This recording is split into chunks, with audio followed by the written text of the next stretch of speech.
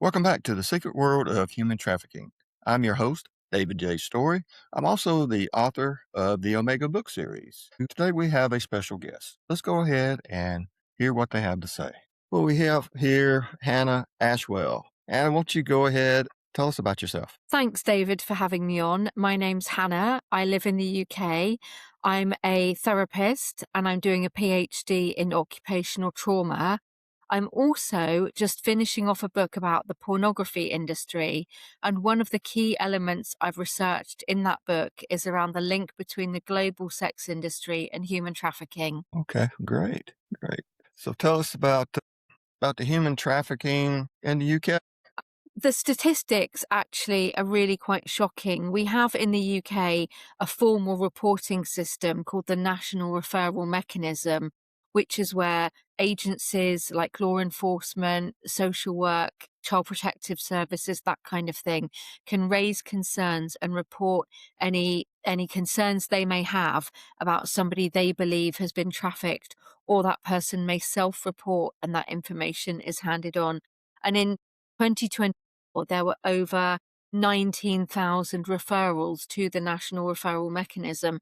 Now, that's only the people that we know about. The chances are Mm-hmm. there are thousands and thousands of others who are just going undetected and slip under the radar.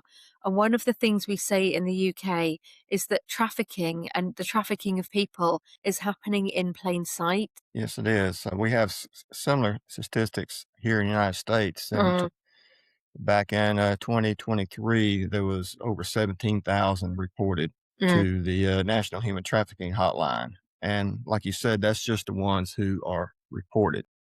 yeah. I'm sure the numbers are probably twice that. Yeah, I think the statistic that's thrown around is that there's an estimate that there's another 130,000 people who are under the radar and undetected in the UK alone. That's a lot for a It country your is. size.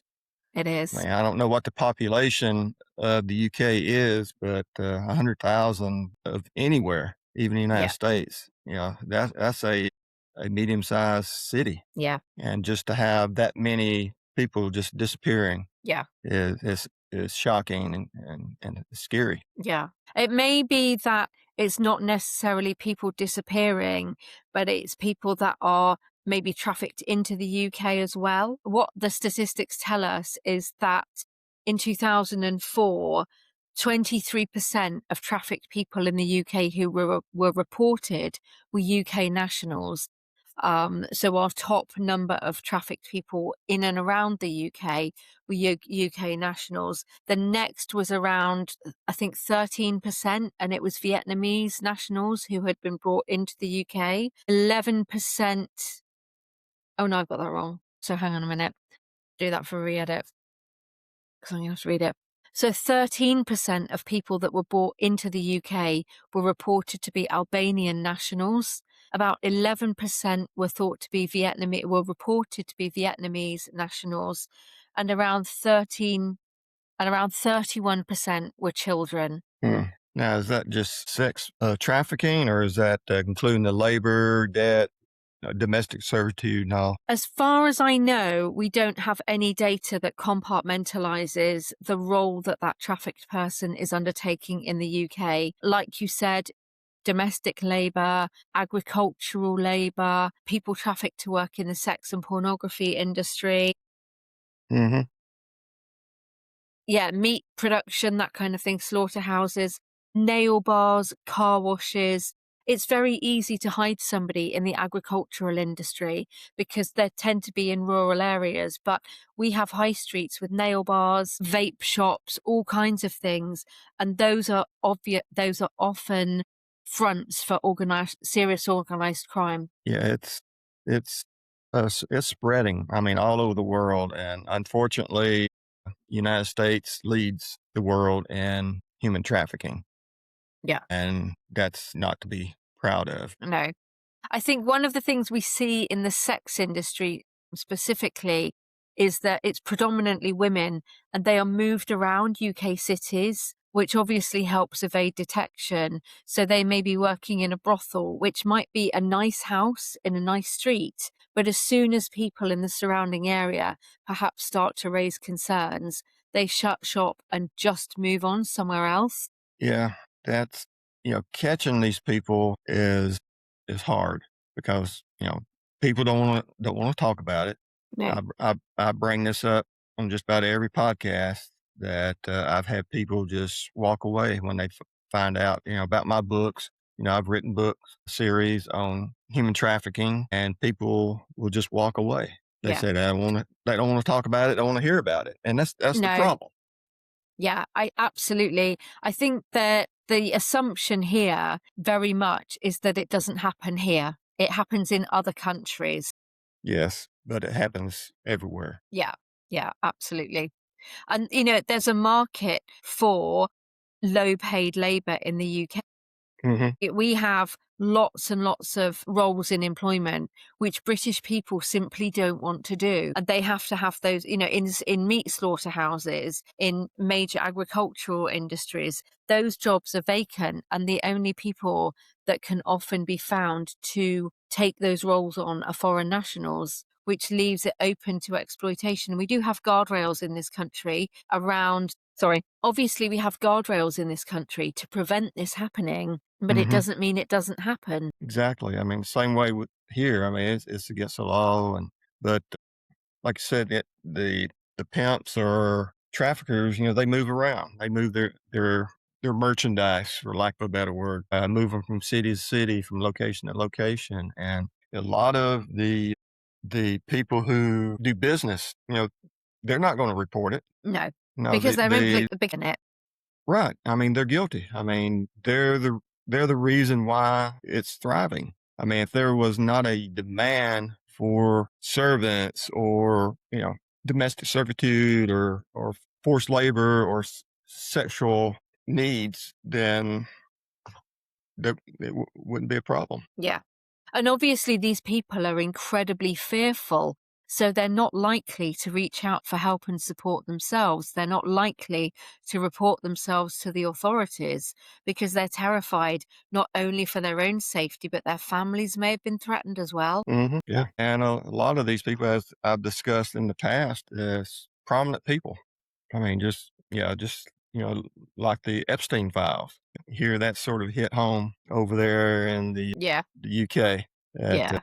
but over here, nothing's been done to any of the predators.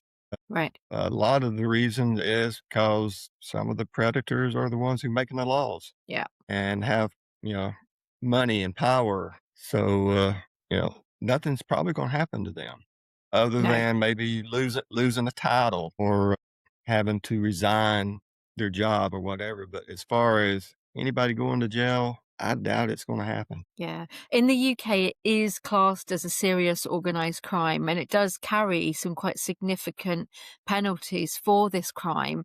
But it's really about, is there enough resources to catch these people? Because it's so easy. We do have cases every so often which are all over the media, but that's really only the tip of the iceberg. Yes, I mean, like I said, it's just a fraction that gets caught. And a lot of times they get off on a technicality or they serve very little time in prison because of some fancy lawyer that they've hired or money that they have or their name or power. They'll get off. But the victims, those are the ones who suffer the most. Yeah. And it's very similar, I think, to the drug industry in the UK, where if a drug dealer is arrested and taken out of the scene, within minutes, another drug organized crime group have stepped in and will take the market. And I think it's very similar in trafficking. You can take one organized crime group out of the situation, and as soon as there's a vacancy, somebody else will step in and meet that market. Yeah, supply and demand. Yeah, absolutely. And I think the way that can help stop this is stopping the demand, Yeah. s- Yeah. stopping the ones, stopping the ones who are out there buying this. Yeah. And then the other thing that we need to consider really carefully is the aftercare support for people who have been trafficked and have actually been fortunate enough to be removed from that situation of duress.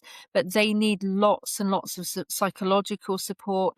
They may still be living in fear of their lives, fear of what might happen to their families if they've been threatened. So it's not just a case of simply rescuing somebody. They do need that really, really strong, cohesive care around them to help them rebuild their lives and feel that they can live safely wherever they are placed after they've been rescued. And that's what a lot of people don't understand is, okay, we've arrested Yeah. these traffickers and they had 10 or 15 or whatever girls or boys or what, whoever it might be. And now they're free. And that's where a lot of people think it ends. No. I've talked a lot about, the physical injuries and harm that eventually heals, but the emotional scars never heal. Yeah. And these victims, these survivors, they need help. Yeah. A And they lot of need them, help. They need help from specialist agencies as well. They right, don't right, just not need statutory help. They need somebody that has a real knowledge of the kind of trauma that they're carrying after the experience that they've mhm, lived. exactly. I interviewed this one lady that she was trafficked when she was young, and that's all she knew during her young adult life. And then once she was freed and put and said, "Okay, you're free now," she didn't know what to do. No. She had no job skills. She didn't know how to provide for herself. The only way she knew how to put food back on the table and take care of herself was to go back into prostitution. Yeah. And she said, going to work at McDonald's making minimum wage or whatever didn't cut it. She No. said that she could go out and find a John and turn a couple tricks and make, $300-400 a night. Yeah. And at the time there was nobody or no one to help her work herself back into society Yeah. where she can get a normal job. And she actually became an advocate. Really. Yes. Wow. So, I mean, Yes. we are very fortunate here in the UK that there are some really, really good, very committed voluntary organizations and religious organizations that work alongside trafficked people and really support them long term to help them get reintroduced back into society and live wholesome lives and help them work through the trauma that they've gone through. But that's only a small part of it. There are so many thousands of people and there are so few organizations doing this, and they are doing a phenomenal job. But when Yes, you they look are. at the data and the enormity of the scale, it's just not enough to meet the demand of those people who need the support. Yeah, now they need volunteers, they need help, they need money, Yeah. and that's where I talk about, if everybody needs to help somehow, and if you're not in law enforcement, you're not out there knocking breaking the doors down, rescuing people, you're just an average person like myself, you can do something. Yeah, I wrote a book. Not everybody can do that. I started this podcast. That's not for Yeah. everybody, but you can always volunteer your time. Give $10 a month to a local organization that is out there helping, that advocates and all like that. You can do that, and the more people who get involved in some shape, form, or fashion, the better, and the sooner that we'll be able to stamp out this cancer. I don't know if it will ever be totally eliminated. I doubt it, but maybe we can cut it down or slow it down. And you're absolutely right with those suggestions. We can all play a part, but one of the things that we can all do, regardless of our financial situation and those kinds of things, is really having an awareness of what's going on around us. Hmm. Car washes, nail bars. We may come across people in our day to day lives who are living in the most extremely horrific conditions under duress and have been trafficked either into the UK or around the UK for financial gain for somebody who's controlling them. And our awareness and our education can play a key role in in the situation changing for those people. That's what I try to do through this podcast is to bring education and awareness to people. Uh, I tell people all the time, I said, I'm not an expert on human trafficking. I'm not. But what I try to do is bring experts onto the show like yourself and like people who work in the government, other advocates, rescuers, or whatever, former survivors or current survivors, I should say, to bring knowledge and hopefully, make people aware of what's going on. And even in my books, since they are, fiction, I try to bring true life situations and examples. So that's the key, I think, for the average person is to be aware of your surroundings, be aware of what's going on, be on the lookout for it. Yes. If you see something, say something. Yeah. And actually not hold that assumption that it only happens in big cities or it only happens in other countries. We tend to think very much that certain things that we maybe don't want to accept don't happen here. They only happened in Thailand or they only happen in the States and things like that. But what the data and the evidence tells us is that it's happening everywhere. It used to be, Thailand Yeah. and places like that, but now it's places like the UK, the United States, the more influential countries because the traffickers are going where the money is. Yeah, absolutely. They don't have any kind of loyalty to a particular crime. They will, these people are commodities for them, aren't they? They are. They're subhuman to them, Yeah, and a lot of times they use drugs to keep them in line, keep yeah. them keep them doped up, It and where they it's creating that dependency as well, isn't it? yes, yes, And actually, one it of the is things we find here is that there's an additional stigma if people have been trafficked for for sexual purposes, because that stigma carries more than somebody who may have been trafficked to work in an agricultural setting, because exactly. there's that victim blaming element of they feel that they will be treated poorly because of the sex industry connection. hmm They're not Right, they wouldn't have the same sympathy, for instance, as somebody who'd been trafficked for another purpose. and the common comment that a lot of people have is, "Why didn't you just leave?" Yeah, I don't think people really understand the complexity of the human trafficking trade and the fact that these people are terrified for their lives and potentially their families' lives, which what is behind making them so compliant. Mm, exactly. I mean, that they have that over, holding it over their head, saying, "If you leave, then we'll go after your family." Yeah. Yeah. And will eliminate your family. So, And if you look at, for instance, the grooming that goes on to be able to get those people to potentially agree to go somewhere, we assume a lot of the time that people are being bundled into the back of big trucks and moved between countries. And that does go on. But we mhm, also have people who willingly get on a plane with somebody who has groomed them into believing that they're going to get them a job in the leisure industry or the catering industry or modeling industry. And those people come exactly. willingly. They come into UK airports on a daily basis willingly. So it doesn't look like they're being trafficked into the country. So again, it's happening in plain sight. And it's not until they arrive in the country with their captors, their passports are taken away, their connection to their friends and family is removed from them, and they're completely isolated and they don't have a choice in the situation that they're in. But because they I agree. agreed to come willingly, it looks like they're complicit in the whole situation. And maybe they were. Maybe they may have given their consent. They may have said, yes, I'll get on a plane with you. But that doesn't mean it's okay. And it doesn't mean that they're not victims. And these groomers, you know, it's not like when I was young, before the internet. I'm about to, disclose my age, but I grew up, you know, without the internet. Yeah. And, there was sexual predators back then. This is nothing new, but it's growing. But back then, you always heard rumors of the white van driving around, the playgrounds. I'm sure y'all, you Yeah. had those things back over in the UK. Absolutely. and some guy with a puppy dog, oh, come pet my puppy and all like that, and they snatch the child and all that. Doesn't happen anymore.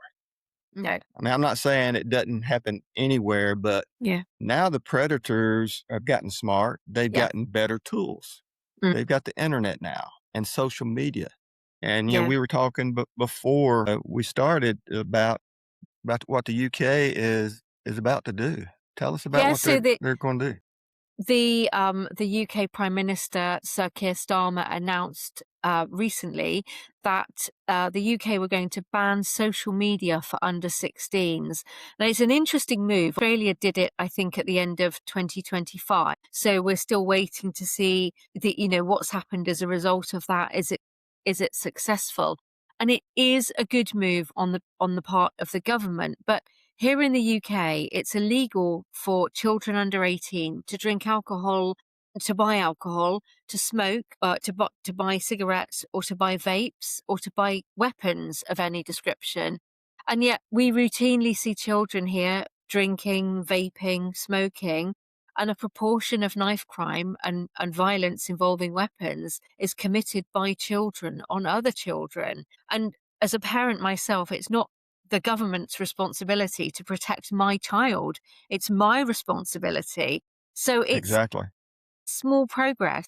But as parents, we can't just go, well, it's fine, the government are going to do it. And children are incredibly clever. And these devices, if your child has an internet enabled device, they will find a way around it. And, like you've alluded to, and we had this discussion earlier, there are more predators behind a screen than there are lurking in playgrounds and on street corners.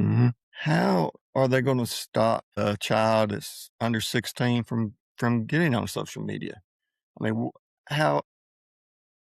I think it will be very similar to Australia, where they are potentially expected to upload some formal identification, passport, driving license, that kind of thing, to verify that. So there will be an age verification step.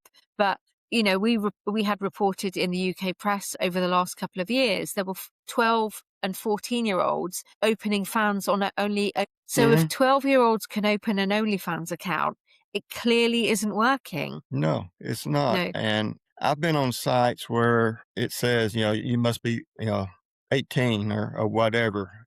Click to verify that you're 18 or put in Yeah. your date of birth. It's like, how is that going to stop Yeah. some 14 or 13-year-old? They're just going to say, okay, this is how old I have to be. I'll just put in that birth date and I'll just check on the Yeah. box saying, yes, I'm an Yeah. adult. Yeah. And that's not gonna stop anybody. No, no. And one of the things that we're seeing here is, like I said earlier, there are high street stores like vape stores, convenience stores, small grocery stores that are actually fronts for serious and organized crime. So they're using those for the purpose of money laundering. There's been a story in the UK press today about younger children being groomed and given vapes that have then got psychoactive substances in them. So the child then becomes dependent on the vape and Mm, therefore builds that connection to a person who is clearly doing it for predatory reasons. The world is so dangerous now, and a large proportion of that is because of the digital age. exactly. And there's I talk about, the predators are not out on the street. They're No. in your children's bedroom. Yeah. They're on their laptop, they're on their cell phone, they're in their games. Yeah. They're where your children are. And, Facebook, TikTok, or a lot of these games, which I don't even know. I mean, I'm at my age, I had Pac-Man and stuff like that Mm. games, but now a lot of these games, people talk about, I have no clue about them, but, Somebody they told me actually yesterday, it was a meeting I had with somebody from law enforcement, saying that the biggest platform used by people to predate on children is Roblox. mhm, I I've don't know heard anything that. about it. Don't know Me anything neither. about it apart from the fact I wouldn't let my children have it. But he was saying that the evidence is suggesting that that is the number one platform. I've heard Discord is another one that Yeah, that came up actually in conversation as well. Discord. I don't know what it is, but I wouldn't let my children have it. yeah, I think I need to do some investigating on Yeah. those sites and just learn a little bit myself on Mm, what these are because they keep coming up. yeah. And you know, just anytime I ask a guest about websites, those two are always at the top of the list. Yeah. And I think the other thing that we need to remember is people who are working in these criminal networks are incredibly clever. They evade detection, they have systems in place, they know what they're doing, and it's easy for them to evade detection. Right. And they may be in some country that doesn't have any strict laws. And they're talking to this teenage girl, whatever, 14-year-old, and trying to get her, working with her, which it may take weeks or months Mm, to groom to get her to get on a plane and travel to them. And she's trapped at that point. yeah. Yeah. Yeah. I I don't heard know. something very interesting that came up yesterday was that some people who are doing this kind of predatory behavior with children and young people are actually using bots so that they can send out this communication en masse and then just focus in on the children who are responding to them. So it's working smarter, not harder, but in a criminal way. I hadn't heard that one. Yeah. That's interesting and Yeah. scary too. Yeah. Yeah. That yeah. It's very difficult, I think, to keep up with actually what's really going on.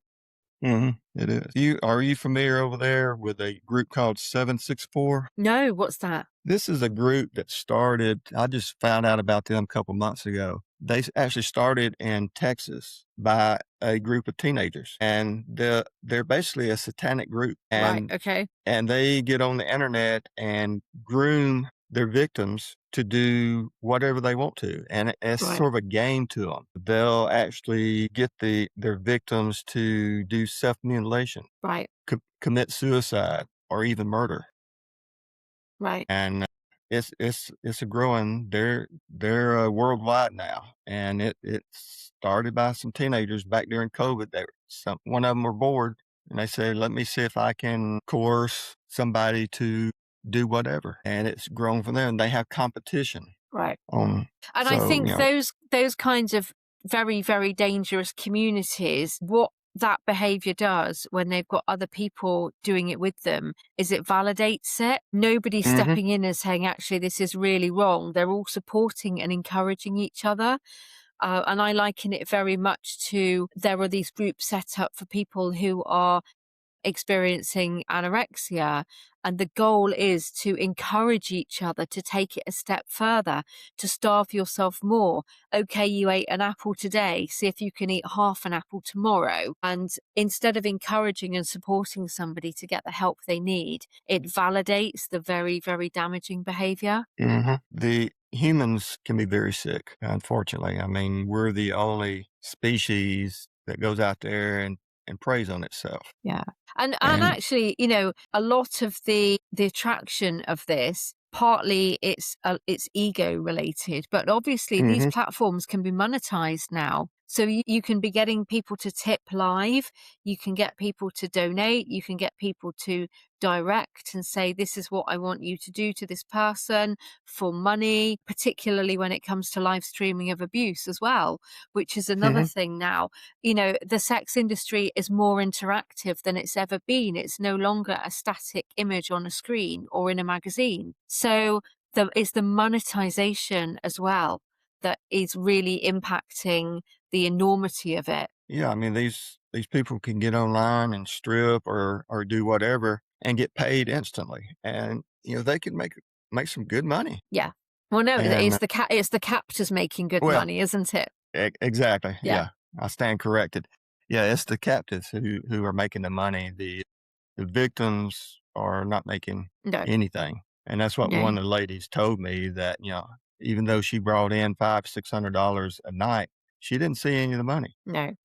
She said they did pay them a little bit, but she had to pay it back. She had to pay for her food Yeah, and her drugs that they, got her hooked on. yeah. So, they give her an allowance, but she'd have to spend that allowance back to her captives And very to often that kind of modus operandi of keeping them in debt obviously reinforces that feeling of fear. You owe them Mhm. something, so you have to Right. work to pay off what you owe, and that feeds into the whole situation as well. Yeah. It's not only physical No. threats, it's the emotional threats also. Tell me about your book. So my book is called Quit Porn, and it is, I believe, the most comprehensive book about pornography that's been written for a wide market. So most books about pornography are written by clinicians for other clinicians and are very dry, very academic, or very moralistic. And my book is written so that anybody can pick it up and read it and understand it. And each Mhm. chapter is a standalone, almost like a self help book. So you don't have to read the whole book from cover to cover. It covers everything from harmful sexual behaviors in children and young people, unhealthy sexual behaviors in adults, illegal online sexual behaviors in adults. And each chapter has QR codes and web links signposting people to specialist services that can help them before the situation gets any worse. It's been quite a big thing to write. I didn't anticipate it was going to be over 100,000 words long, but it Wow. is. And I've worked as an academic myself. I'm doing a PhD in trauma psychology. I've had to work really hard so that it is easy to understand and is a simple read so that people can just read it regardless of their educational ability. Very good. Yeah. Understand it's not out yet. No, it's hopefully out the first week in August. The print copy will only be available in the UK, Northern Ireland, and the Republic of Ireland, but the ebook and audiobook are available worldwide through Amazon, Spotify, and the Audible, which is the ebook platform, I think. Yeah. Great. And the chapter on trafficking is called Set the Captives Free, and it really lifts the lid on the culture of human trafficking on a worldwide scale, but actually also in the UK, because it was really important for me to get across that point really strongly that this doesn't just go on in other countries. It's happening everywhere. Yeah. A lot of people don't want to admit it's happening Yeah. in their own backyard or Yeah. even in their family. Yeah. A lot of times, it's in your family, and it may be a niece or nephew or whatever that's being trafficked, and you don't know it, and because the trafficker could be the parent. Yeah. And that's one of the hard things is the family members who are being trafficked because no one's going to talk about it, even if you find out that your spouse or whatever has been taken advantage. A lot of people will not turn that person in, No. and it just perpetuates things. And these adults who have children and are on drugs, using their children as a commodity. Yeah. Yeah. Yeah, And that when we look at things like technology assisted child sexual abuse, where people are, abusing their children and using technology to stream it so that they can monetize from the content, mhm, we're going to have a generation of really, really damaged adults who have had these experiences. And at the moment, there's so little help available. I think we aren't anticipating the seriousness of this in the future. At the moment in the UK, we have a huge number of people who have mental health problems, anxiety, depression, who are living on welfare, who aren't earning money. And we're not looking at the bigger picture of if we know that technology assisted child sexual abuse is as widespread as it is now, what are we doing? What infrastructure are we putting in place to support those people as they grow into adulthood and to prevent those offences being recommitted by those people? exactly. And with the growing interest in AI, Mm, that's another issue where people are creating their own victim. yeah, And I've heard where a person could just take a picture off the internet, off of say Facebook, or you take a photograph, and then put that child's head on another victim, perhaps a victim who's nude, Yeah.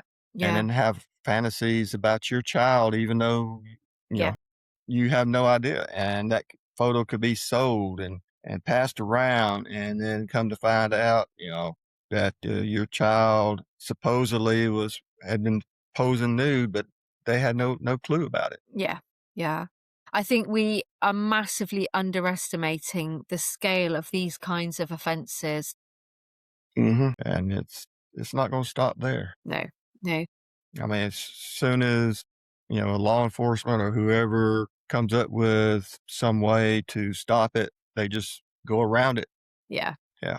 So I don't know what the answer is. No. And I think a lot of it is around education. It's not sensible to put photos of your children online, even on your private Facebook page. Children need hmm to be educated about online harms, but equally, parents and adults need to be educated about judging how appropriate it is to allow their children to have internet enabled devices. exactly, I agree. And thankfully, my two boys, internet really wasn't around when they grew up. Yeah. They're adults now, and they have children. So I'm hoping that they're taking the necessary steps to protect their children, my grandchildren, Yeah. and because the dangers are there, Yeah. and it's going to continue to grow until something's done. And what that is, I have no idea. I don't think anybody right now has a good answer. No. It's like the only thing we can do now is at the moment is to educate people Yeah. and bring to light what's going on out there, and hopefully, just like cockroaches, you shine light on the cockroaches and they scatter, and that's what we need to do with the human trafficking industry is shine a light on it. But unfortunately, those cockroaches, they just go somewhere else and start up again. And but I hope if we keep enough pressure on them, maybe some of we'll find something else to do. And if we save one or two children, I'm, you know, that's that's payment for me. I'm not Yeah. doing any of this for money or fame. I'm doing it to hopefully, if I can save one child, I consider that success. Yeah. I had somebody say something about I should charge, or it's like I'm not in it for the money. I'm in it to hopefully save a child, Yeah, and I and think that's my payment. raising awareness is so important, isn't it? Yes, it is, and I think that's where a lot of it starts is awareness, and if enough awareness is out there, then maybe more and more people will step forward. Yeah, and it will make it harder for the people who are the perpetrators of these crimes as Mhm, well. At the moment, exactly. the reason they get away with it is because it's so undetectable. Whereas I think if there was more awareness of this kind of crime, the kinds of things to look out for, and the kinds of things Mhm, that we should be suspicious of or to report to law enforcement or statutory services or child protective services, it would make it harder for them. exactly, exactly, and that's what people like yourself are out there doing is trying to make people aware through books, through podcasts, through Yeah. through whatever you can, whatever you're capable of, whatever you feel that you can do. Mm. And so anything else you want to add before we go, or I'm just going to have a did quick we look miss in my anything? notes. No, I don't think so. I think we've all. Okay, well, good. Well, I appreciate you being on the show, Thank you. and keep me posted on your book. I will, Let me know absolutely. let me know when it's out, and I'll try to get the word out to everybody. And again, it's going to be on Amazon. Yes. Yeah. And the name of the book again is Quit porn. Quick Porn. Yeah, quit porn. Okay. Yeah. All right. Well, I appreciate you being on, Thank you so much and for having me, David. it's been a pleasure. And good luck over there in the UK. Thank you very much, and likewise to you as well. Bye bye. Bye. Well, that's it for our show for today. Hope you learned something that will perhaps protect you and a family member. Follow me on Facebook. Go to my website, davidjstory.com, to learn more about the Omega book series, my podcast, and my blogs. And always remember, always watch your six and others too.